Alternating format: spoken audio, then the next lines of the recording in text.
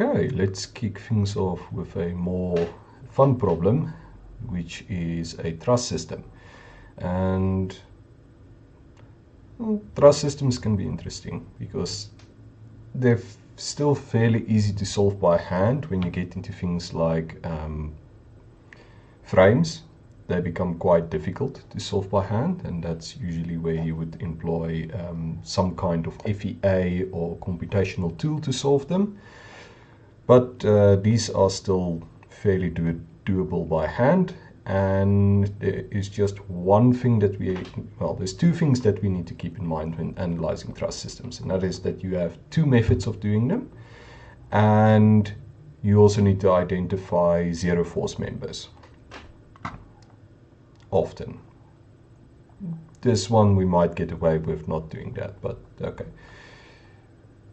There are two general methods. The first method is the method of sections, and the second is the method of joints. And the method of sections is essentially exactly what you see in this problem, where you cut the problem somewhere, and you say that because this whole thing is in equilibrium, when I cut it, the reaction forces at that cut should also result in equilibrium, depending on which side for both sides that I might analyze. I could analyze the left side and say it needs to be in equilibrium, or I can analyze the right side and it still needs to be in equilibrium. So that's method of sections. And method of joints is more useful when you want to analyze all of the members. So when you have no idea where the largest forces are going to be applied, then you usually do method of joints, which I would recommend you do if you do an actual design.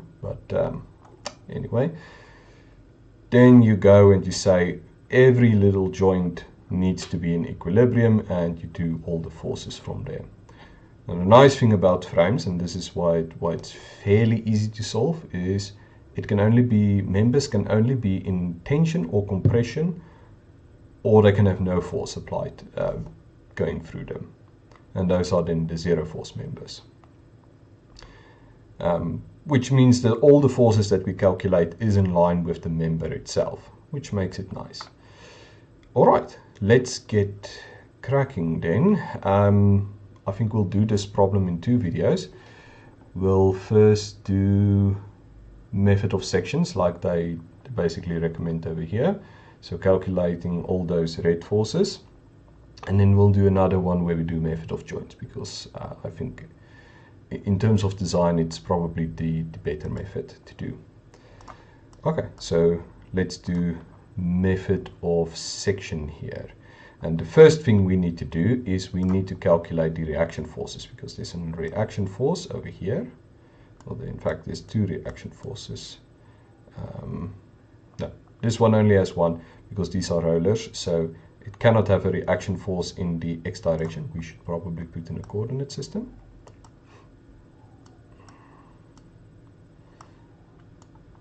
So this is the y-axis, this is the x-axis. It cannot have a force in the x-axis because it has those rollers that lets it roll from side to side. And it will make sense in a moment, because in 2D we only have three equations that we can, three reactions that we can calculate. Because we only have three equations. We have sum of forces in x is 0, sum of forces in y is 0, and sum of moments is 0 at a point. Because you can only twist the paper around an axis that goes through the paper itself. You cannot bend it over or sideways yet. That's a 3D problem. Then you have 6 equations that you can use. But for this one you only have 3, so if you need to calculate more than 3 reaction forces, it's no longer just a regular static problem. Then you actually need material quantities to go calculate that. It is possible, but we don't have any material information, so we cannot do that. So luckily there's only 3 reactions in this case. And we'll call this RF. I think that's enough for that one. And this is RA in the y direction, and this is RA in the x direction. Great, so now we have our reaction forces. And now we can go and say that let's do sum of forces first. We're basically just going to set up the equations first, and then we're going to do solve equations simultaneously. So sum of forces in the x direction, that's going to be, let's start at point A, RAX, which we do not know what it is, and then we have negative 40 kilonewtons, and then negative 30 kilonewtons. And all of that needs to be equal to 0. Interesting. Okay, but this is fairly easy, because just get rid of that. No, I don't want to duplicate it. Anyway, oh, there it goes away. This one is fairly easy because it only has one unknown, so we can immediately go and solve that. And that is going to take the 40 to the other side and 30 to the other side, and then we get 70 kilonewton. Great, so we have RAX. Alright, next equation. This one we'll probably not be able to solve as quickly. Let's do sum of forces in the y direction. And then we have RAY and plus RF. Maybe we should also put a y in there. I think that's better. Let's do y. We know exactly what we're talking about. Okay, and then we have this negative 40 kilonewtons and negative 50 kilonewtons. So negative 40, negative 50, and all of that is equal to 0. Great. So in other words, I like to write my equations in the following form. All the unknowns on one side,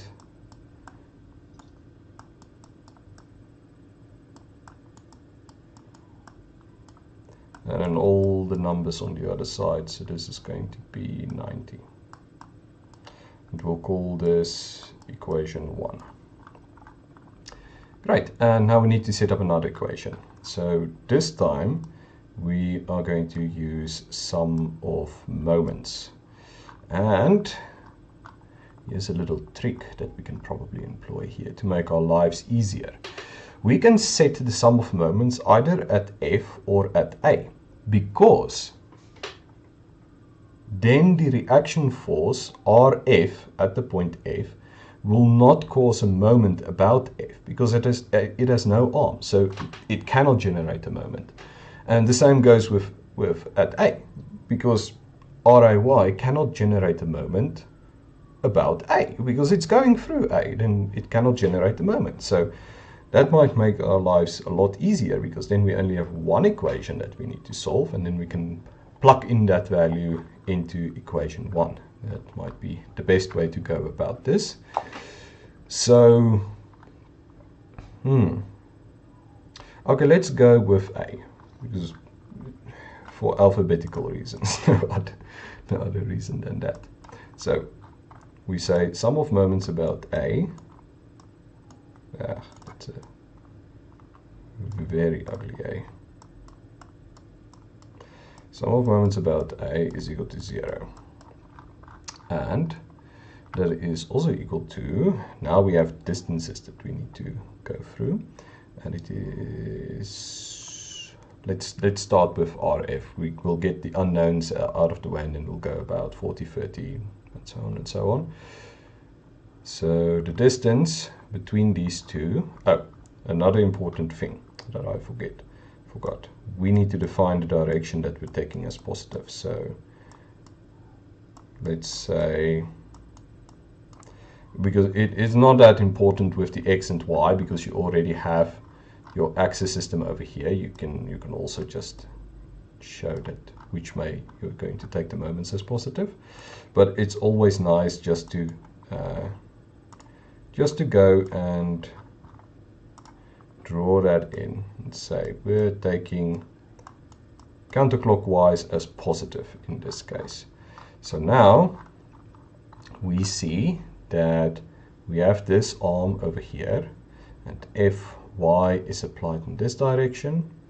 So if we take a look, and Fy is going to go all the way up here, so it is going to generate a positive, well, not positive, it's going to generate a moment in the clockwise direction. So negative for what we're taking it as. So it's going to be negative, and you saw that it is 2 plus 2 meters, so that's 4. And RFY. RA is down. RFY. Great. Next one. Okay, let's start at go to point B next, and then we'll do C, D, and E. So then it is a 40 kilonewtons that is applied 1.5 meters away from A, and it will generate a positive moment because it's going in the counterclockwise direction.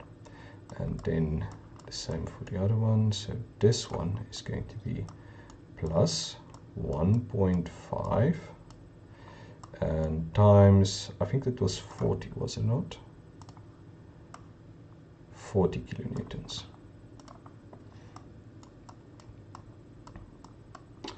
And then we can also say that it is going to be plus 3 times 30 kilonewtons. That is the one at C. Let me just double check.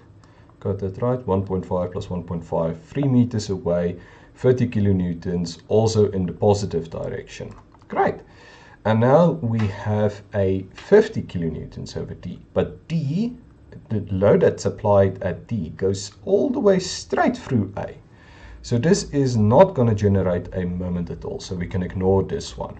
Then, lastly, this 40 kilonewton one. It is 2 meters away from A, where it goes through this point.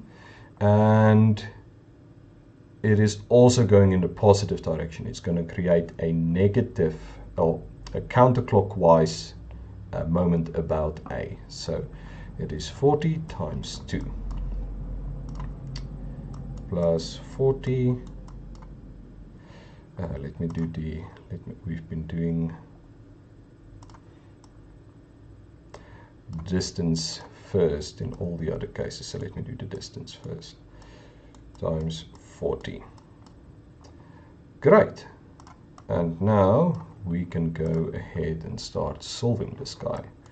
So now we can take 4RFY to the other side, and it's going to be equal to, let's quickly calculate that, 40, so it is 60, plus 3 times 30, that's 90, plus 2 times 40 is 80. And then we divide both sides by 4 and add all of these numbers on the left side together. And then we're going to get 60 plus 90 plus 80 divided by 4.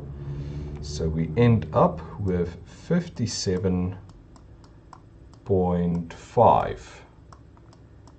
kilonewtons. Great, and we'll call this, just for the show, equation 2. And then we can say, well, we sub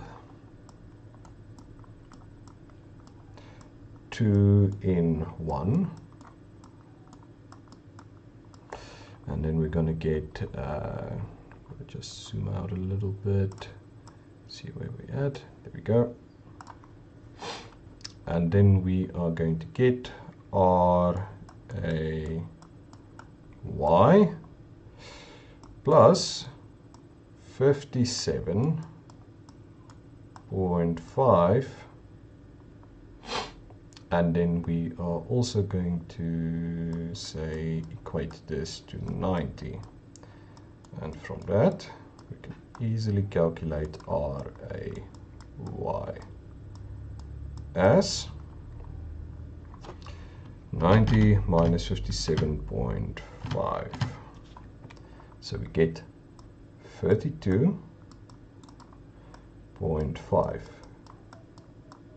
kilonewtons. Oh, and it's very nice because all of these are also defined in the positive direction. So I think we can quickly add them all over here. Just see the first one.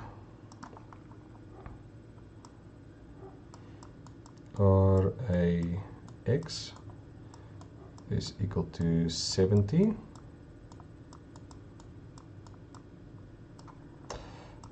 RAY is equal to 32.5. And RFY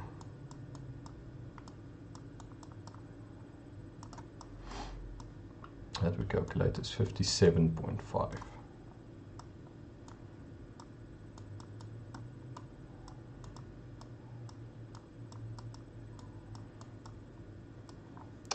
Great. Now I think we can just erase all of these steps because we will not be needing them anymore.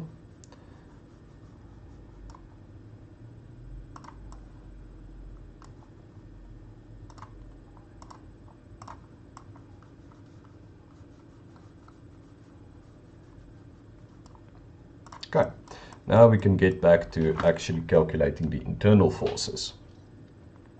So we want to calculate the force ED, EH and GH.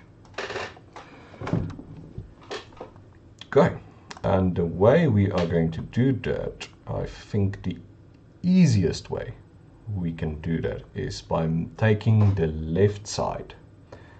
So I just have to think because the camera is in reverse, so it will be this side that we take, and we are going to sketch it, make our own little free body diagram. It's basically just a little triangle.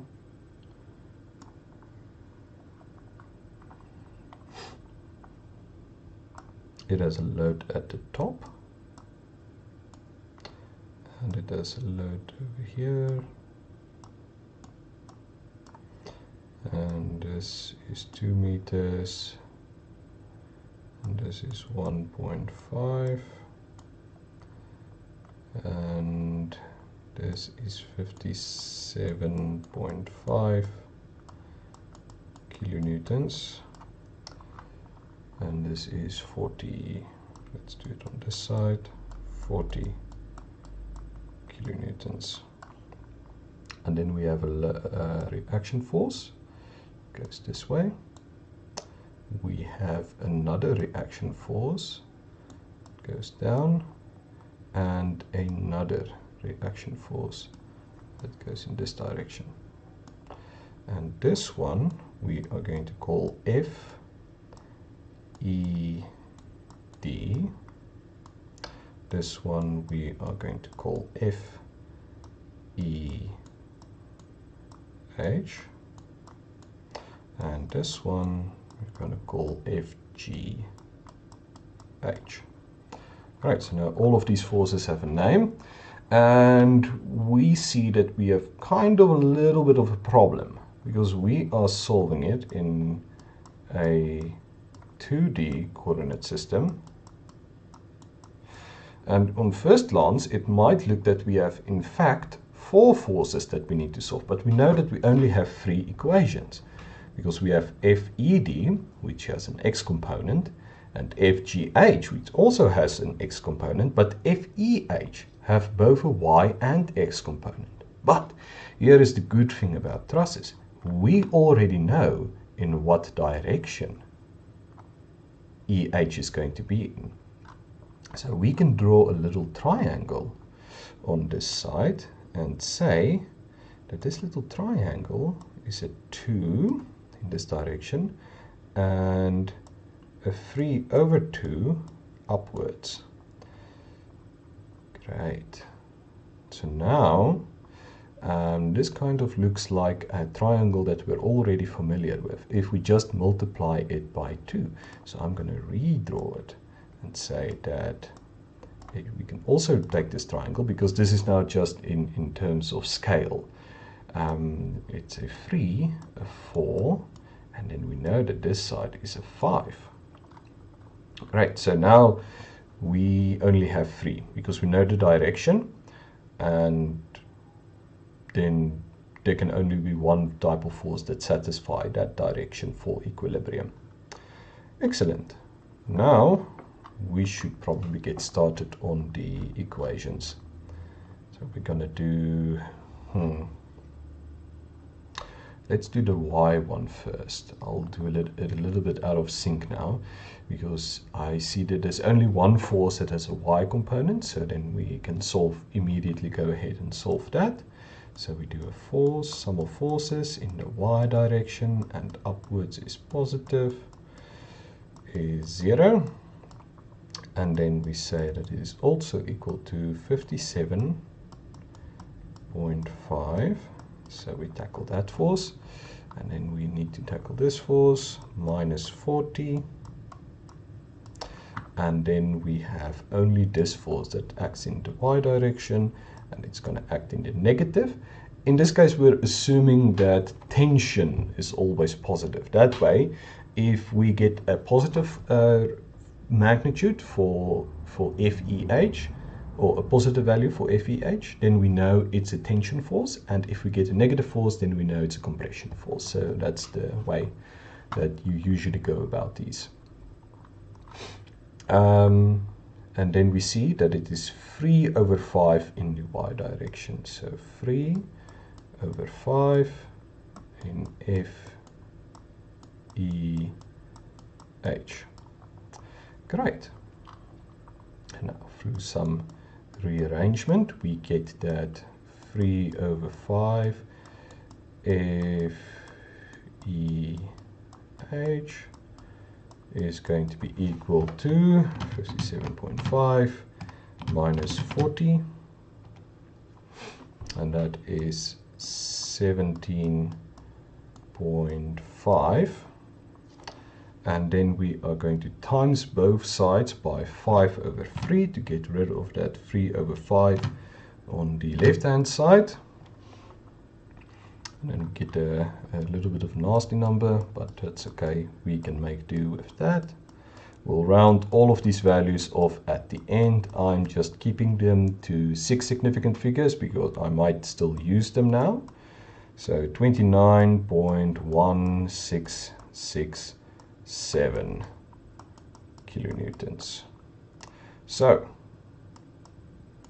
and immediately I'm going to write to the side that this is in tension. I'm just going to use a T there. Okay, great. So we have one of the reaction forces that we were looking for. Let's now write, let me add some points here. I'm going to say this is point F. I'll tell you in a moment why I'm doing that now. I'm going to take the sum of moments about F next, because I can already see that, no, I'm not going to do that. I'll do something else rather, because I know that FEH I've calculated. So I don't really want to use that again in one of the other equations, because if I perhaps calculated it wrong, then it'll affect all of my other answers.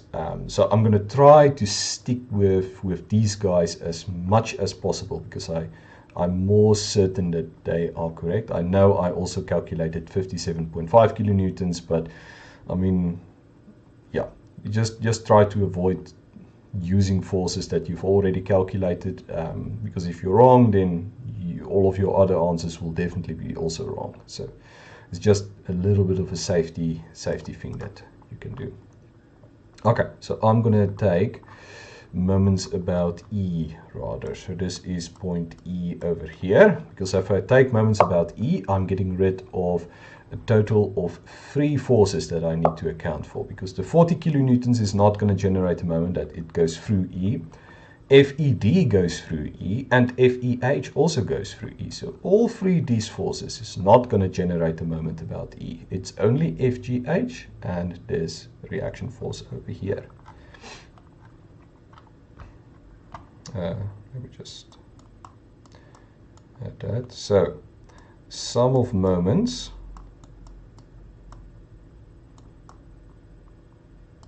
about E is equal to 0, and then we see that it is 1.5, that's the distance, times F GH. And I've not checked if that's a negative or positive. It's going to go this direction. It was not meant to be. But it'll generate a moment in this direction. So that is counterclockwise, so it's going to be positive.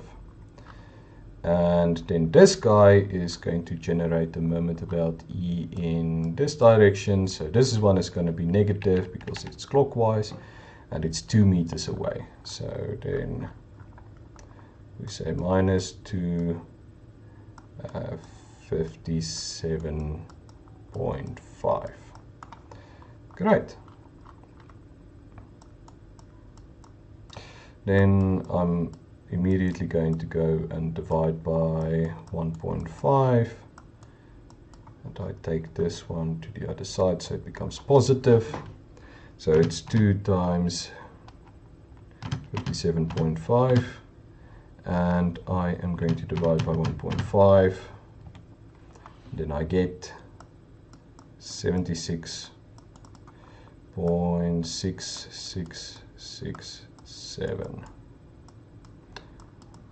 kilonewtons.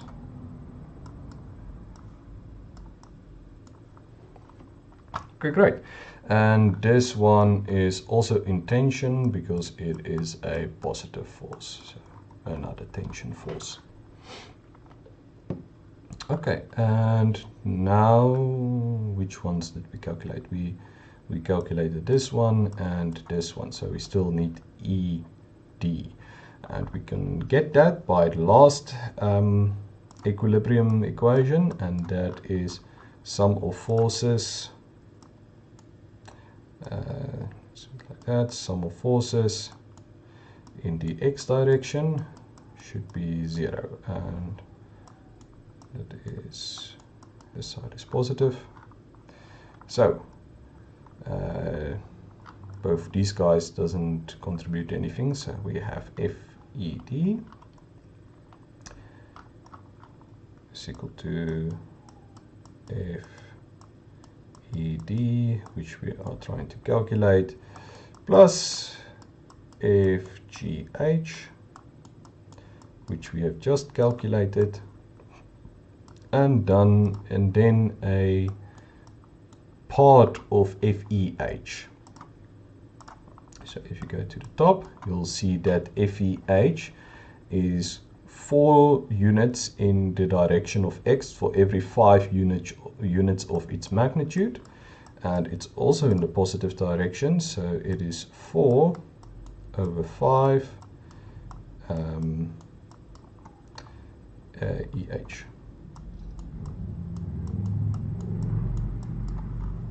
Okay, great. And then we can rewrite this equation as FED,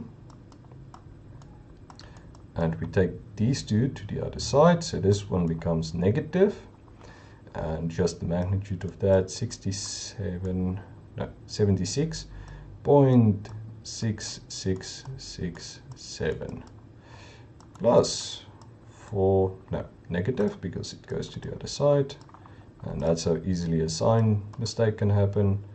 4 over 5 times 29.5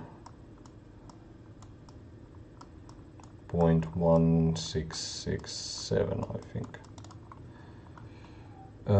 Yes. Okay.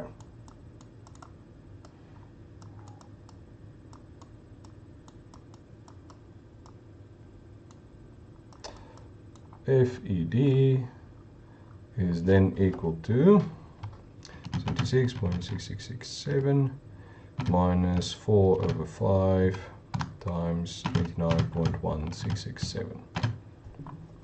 We get 53.3333 kilonewtons. Negative. Almost forgot the sign again. So this one is a compression force. So let's put a C there. Okay, great. And that seems to be it. Have we calculated everything the right way? Yes, this looks good. Okay, yes, that makes sense. We can just easily see that if it's a tension force, it also pulls down on the structure, and the 40 kilonewtons is definitely smaller, so we're expecting a tension force here.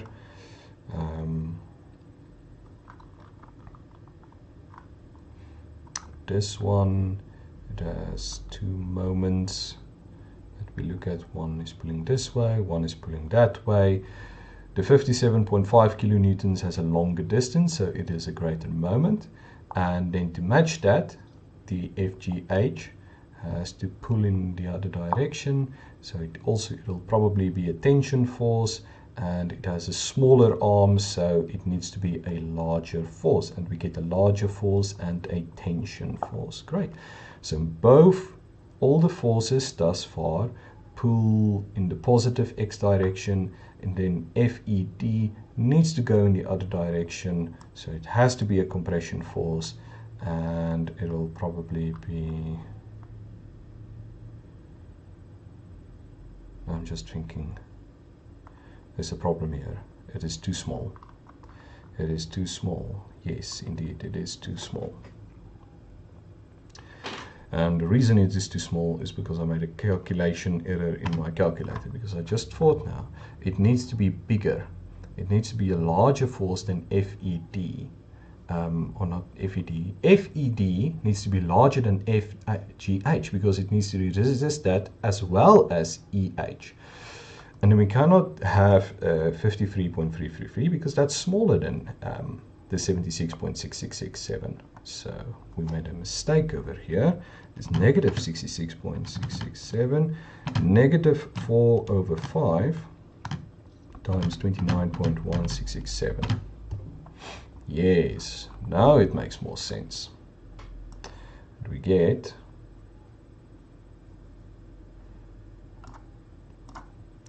a 100, it's negative 100 again, negative 100.000 kilonewton. That's a compression force. Let me just clean this up a little bit.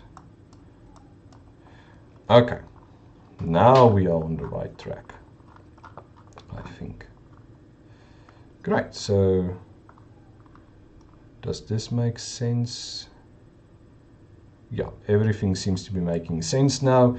Okay, great. Then I think I should just write these values over here as well. Then when I do the next one, we can compare if we get the same values for the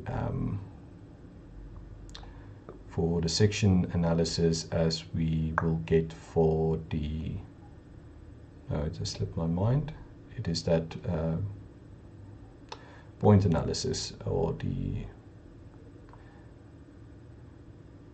anyway, that one where you just go to every one of the pin points and you take all the forces over there. It is, for some reason, that is totally slipped out of my mind now. But yeah, we'll see that in the next one. So FED is equal to something,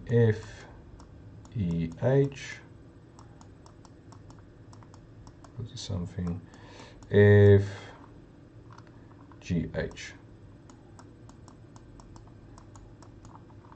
And this one is 100 kilonewtons of compression. I'm just writing the magnitudes down for now. There we go. And then 76.66. It's the FG one. Yeah. 76.66. Just gonna use 4 significant figures now. 76 kilonewtons of tension. And then the last one is 29.17.